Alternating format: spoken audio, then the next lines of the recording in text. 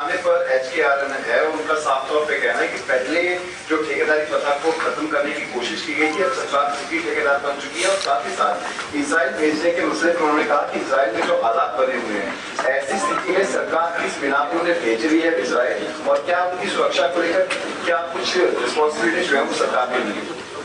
देखिए, पहली बात तो है कि अच्छी अच्छी चीजों को अपने निशाने पर वो रखें हैं, तो मुझे अच्छा लगता है। एचकेआरएन को निशाने पर लिया है, जैसे पहले फैमिली आईडी को लिया था, पहले पोर्टल को लिया था, अब उन्होंने ये एचकेआरएन को ले लिया है। तो जो चीजें ठीक चीजें हैं, अच्छी चीजें हैं, उनको निशाने पर लेंगे तो जनता उनको निशाने पर ले लेगी, ठीक है ना।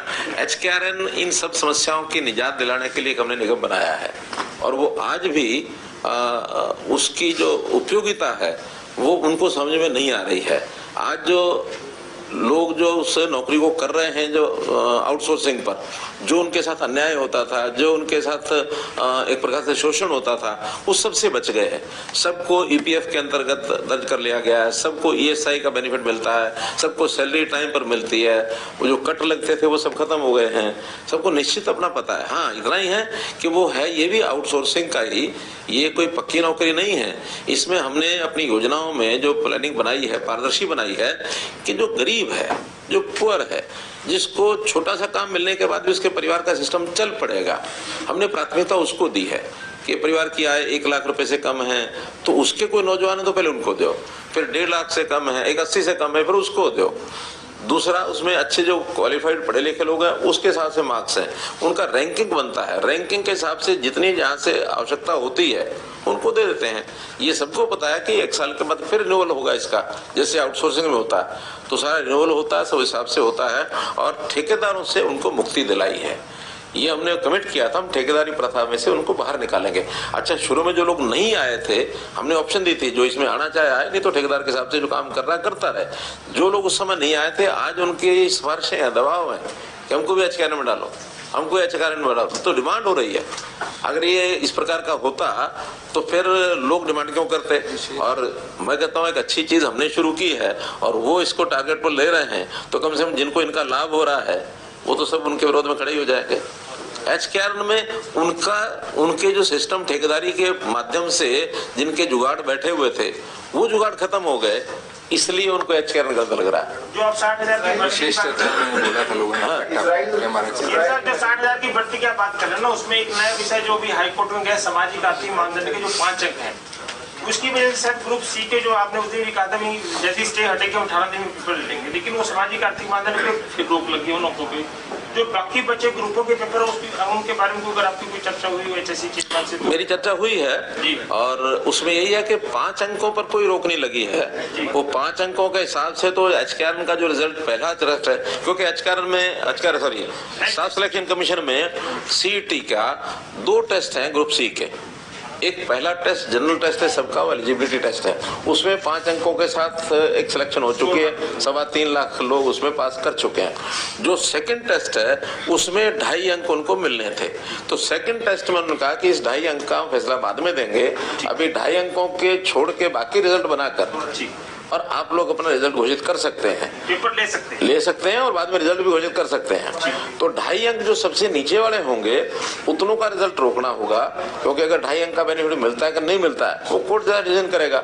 अगर नीचे वालों को 2.5 अंक का बेनिफिट मिल जाएगा तो 2.5 अंक ऊपर चले जाएंगे, और नहीं मिलता है तो जो ओरिजिनल 2.5 अंक या सारी लिस्ट है उस हिसाब से उनके सेक्शन मानी जाएगी। तो इसलिए उतना ही हम छोड़ करके बाकी सबका घोषित करें। कब तक पेपर सारे कंप्लीट हो जाएंगे? अभी शुरू हो गए हैं, 56-57 तो रोका ही हुआ है, बाद में 31, 30 और 31 को कई ग्रुप्स के हो गए हैं। ये कुल मिला के हाँ, अब फिर हर सप्ताह 2-3 टेस्ट चले। मिलने का समय मांग रहे थे और पुलिस ने हल्का बल प्रयोग किया, सिल्वर रिपोर्ट गए, उनकी एक ही मांग थी कि मुख्यमंत्री से हमारी मुलाकात कर हम अपनी बात करना चाहते हैं। उसके बाद पटवारियों ने भी हड़ताल की घोषणा कर दी। अमूमन देखा जा रहा है लगभग कई डिपार्टमेंट के लोग जो है हड़ताल करके दबाव बनाने की कोशिश कर रहे हैं, तो समस्या कहाँ आ रही है? उनकी मांग आप तक नहीं पहुंच पा रही है, या ऐसी वो मांगे पूरी कह रहे हैं जो आप पूरी नहीं कर पा रहे हैं? मतलब है क्या स्थिति अभी आपके संज्ञान में, क्या मामला है? पूरे प्रश्न का आधा उत्तर तो आपने स्वयं दे दिया है ना, मैं भी वही कहना चाह रहा था। तो ये एक पूरा उत्तर बताया सर, वही ये एक जो आपने कहा ना दबाव बनाना, तो ये एक अवसर होता है, लोग कोशिश करते हैं दबाव बनाने की। लेकिन हम लोग बड़े सरल तरीके से सबको बता देते हैं कि जो संभव है करना वो जरूर करेंगे, जो संभव नहीं है वो करना ठीक नहीं है। अब ये ठीक बात है कि गेस्ट टीचर्स को पिछले चुनाव यानी 2014 से पहले 10 साल पहले जब एक मांग रखी थी कि हमारी सिक्योरिटी कुछ हो, उस सिक्योरिटी के नाते एक स्पेशल बिल ला करके गेस्ट टीचर को इनकी 58 साल तक की नौकरी ये पक्की कर दी थी। अब उनका कहना है कि रेगुलर किया जाए, रेगुलर करने का प्रावधान अभी कहीं है नहीं, क्योंकि रेगुलेशन पॉलिसी जो 2014 की भी बनी थी, हाई कोर्ट ने उसको रिजेक्ट किया था कि 2014 की पॉलिसी 2011 की माने की थी।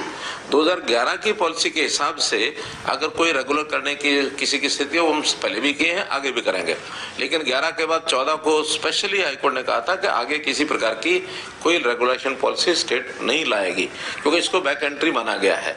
रेगुलर भर्ती के नाते हमारा प्रोसेस सारा पहले भी चल रहा है, आज भी चल रहा है। हाँ, उस रेगुलर भर्ती को भी रोकने में एक गैंग लगा हुआ है, उस गैंग के साथ हमारी लड़ाई चल रही है, तो उस गैंग वो न रोक पाए तो हम हर दिन उसके ऊपर विचार करते हैं कि कहीं ऐसी कमी कोई ना रह जाए जिसमें फिर उनको कोर्ट में जा करके और कोई बदमाशी करने का और अवसर मिल जाए। हाँ जी, गैंग का नाम ही बता दीजिए। वो भर्ती रोको गैंग। वैसे आपने बताया भी पहले, ये कोई संभावना अभी लोकसभा के साथ विधानसभा चुनाव करवाने की बन रही है? मैंने बताया हम तैयार हैं, बाकी हमारे हाथ में नहीं है। जब तक हम कैबिनेट से विधानसभा को डिसॉल्व करने का फैसला नहीं करेंगे तो चुनाव आयोग करा नहीं सकता। नहीं, 6 महीने पहले करा सकता है। हम नहीं भी करें तो 6 महीने पहले चुनाव आयोग चाहे तो यूनिलैटरल डायरेक्शन देके करा सकता है कि नहीं अब 6 महीने बाकी बचे हैं और वो करा सकते हैं। सामान्यतः तो नहीं करता। नहीं, अब तो अधिकार है, 14 में भी 9-5 महीने अधिकार उनका है, वो कराना चाहे करा सकते हैं। संकेत कोई अभी तक नहीं।